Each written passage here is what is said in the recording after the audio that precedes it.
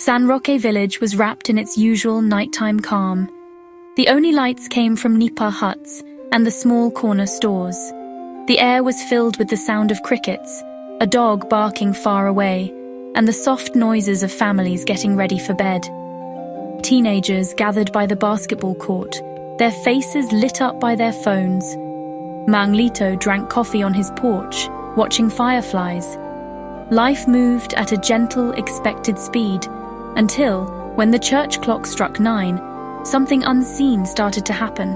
The peace was about to break, not with a sound, but with something they would see that would change San Roque forever. Suddenly, a very bright white light appeared in the northern sky. It was too bright, too steady to be an airplane. It moved in impossible ways, shooting up, stopping, darting left, leaving a faint trail behind it. 2 more lights joined, forming a perfect silent triangle, glowing blue and white, moving together above the clouds.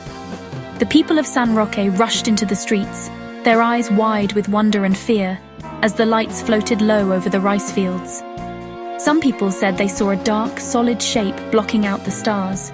The lights spun around, colors swirling, then shot away at an amazing speed, gone as quickly as they had appeared. Silence returned, but it was heavy, uneasy, and full of questions.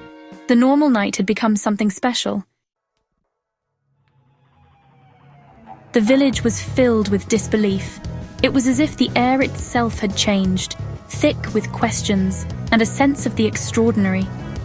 People stepped out of their homes, drawn by the commotion and the strange lights overhead, unsure if they were dreaming or awake.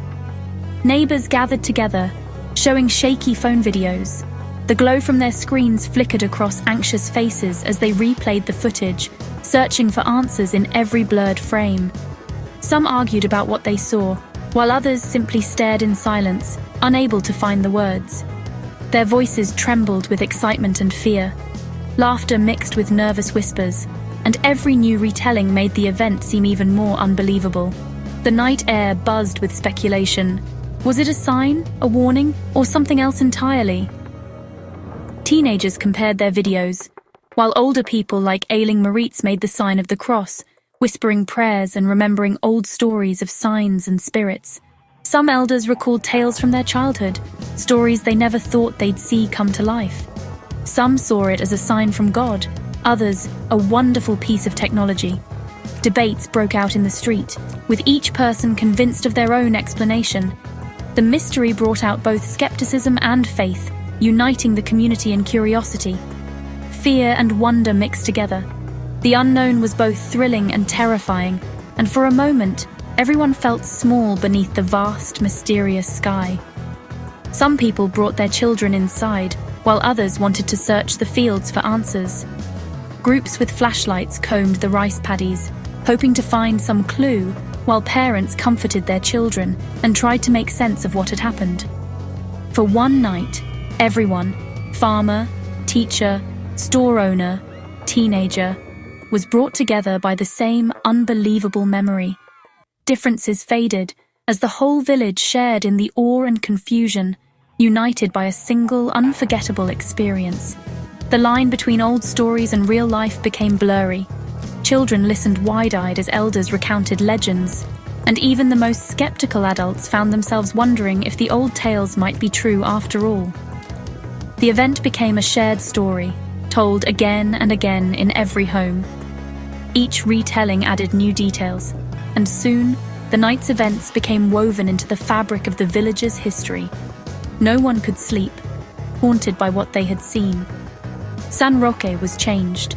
The village would never look at the night sky the same way again, forever marked by the memory of that extraordinary night. Manglito, the farmer, was one of the first to see the lights that night, just as he was finishing his work in the fields. The air was thick with the scent of earth and the gentle hum of insects, a typical evening in the countryside. But something unusual was about to unfold, something that would change the way he looked at the sky forever. His loyal dog, Bante, was the first to sense it. Bante whined and barked at the sky, his ears perked and tail stiff, as Lito followed his gaze upward. There, above the fields, a bright object streaked across the heavens, moving at a speed that no plane or bird could match. Lito's heart pounded in his chest as he realized he was witnessing something extraordinary. The next morning, Lito gathered with his neighbors, his voice trembling with excitement and a hint of fear. "I've lived here all my life," he told them. "I know planes, I know stars. This was different. It was like nothing I've ever seen before." The villagers listened, some skeptical, others wide-eyed with curiosity. The lights had formed a perfect triangle, each point pulsing with a deep blue glow. They hovered silently, casting an eerie light over his rice fields, illuminating the night in a way that felt both beautiful and unsettling. Lito watched, frozen in place, as the triangle slowly descended, almost as if it was searching for something. "It felt like the world was holding its breath," he said, recalling how the usual chorus of crickets and frogs suddenly stopped. The silence was so complete, it was as if nature itself was in awe, or in fear, of what was happening above. After the lights vanished as quickly as they had appeared, Lito remained in the field, sitting in the cool grass as dawn approached. He felt both small in the vastness of the universe and strangely chosen, as if he had been given a secret glimpse into something beyond human understanding. Even his animals were restless the next day. His chickens refused to leave their coop, and the goats bleated nervously. To Lito, this was proof that what he saw was real, that the encounter had left its mark not just on him, but on the land and creatures he cared for. "The animals know," he said seriously, looking into the eyes of his neighbors. "They feel things we sometimes ignore. They knew something strange had happened, even if no one else believed me." For Mang Lito, the event was not a dream or a trick of the mind. Each morning, as he woke and remembered the lights, he felt a sense of wonder and a lingering question about what else might be out there. It was a visit, one he would never forget, no matter how much time passed or how many seasons changed. The memory became a part of him, woven into the fabric of his daily life. The memory stayed with him, as clear as the lights themselves, a reminder that sometimes the most extraordinary things can happen in the most ordinary places. Mama Lara, the science teacher, was preparing her classroom for a lesson about the solar system. She carefully arranged models of the planets and set out colorful charts, hoping to spark her students' curiosity about the wonders of space. Teaching in a small rural school, she always tried to make science feel alive and exciting, even with limited resources. Suddenly, a commotion outside caught her attention. The usual sounds of children playing were replaced by shouts and hurried footsteps, drawing her to the window. Stepping outside, she joined a group of teachers and students staring up at the night sky. There, above the quiet town, strange lights danced and flickered in patterns she had never seen before. Her scientific mind immediately began searching for explanations. Were they drones, weather balloons, or perhaps a trick of the atmosphere? The speed, the silence, the patterns, none of it fit. She later explained to her colleagues, her voice tinged with both confusion and excitement. She had never encountered anything quite like it. Elara watched intently, noting every detail, the shifting colors, the way the lights glided smoothly across the sky, and the complete absence of any sound. She felt a mix of awe and scientific curiosity. Around her, some villagers whispered about omens and old superstitions, but Elara's mind was filled with questions, not fear. She wondered what natural or technological explanation could possibly account for what they were witnessing. The next day, she shared her experience with her students. "It reminded me how much we don't know," she told them, her eyes shining with excitement. She encouraged them to think like scientists, to ask questions and seek answers. Instead of following her original lesson plan, she invited her students to draw and write about what they had seen or imagined. She wanted them to express their wonder and curiosity, just as she had felt. The classroom buzzed with excitement as students shared their ideas and theories. For Mama Lara, this unexpected event became the most memorable and inspiring science lesson of her career. For Elara, The unknown was not something to fear. It was a source of inspiration, a reminder that science is about exploring mysteries and embracing the wonders of the universe. As she gazed up at the stars that night, Ilara realized that the universe still held countless amazing things waiting to be discovered, both for her and her students.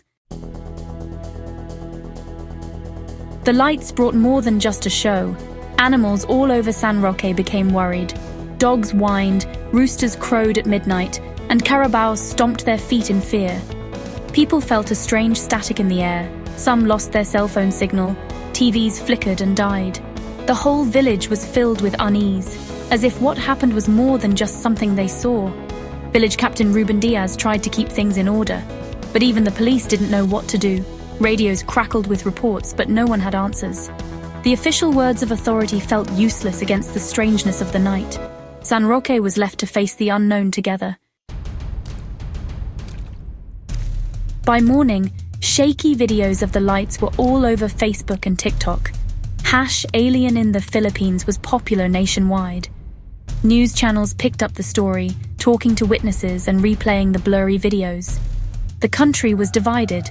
People who didn't believe it called it a trick or drones, while UFO fans said it was a historic event. Funny pictures and ideas about secret plans spread online. The Philippine Air Force said there were no unauthorized flights. Scientists suggested rare things happening in the sky. But for San Roque, official explanations didn't feel right. They knew what they saw. For a short time, their quiet village was the center of the nation's attention.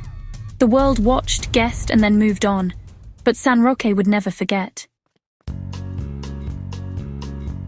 Morning brought sunlight and things went back to normal, but the air was filled with people telling stories about the night before.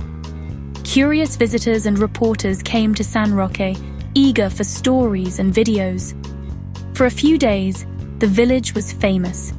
Then, as quickly as it came, the attention went away. Life went back to normal. Mang Lito in his fields, Mama Lara in her classroom, teenagers at the basketball court.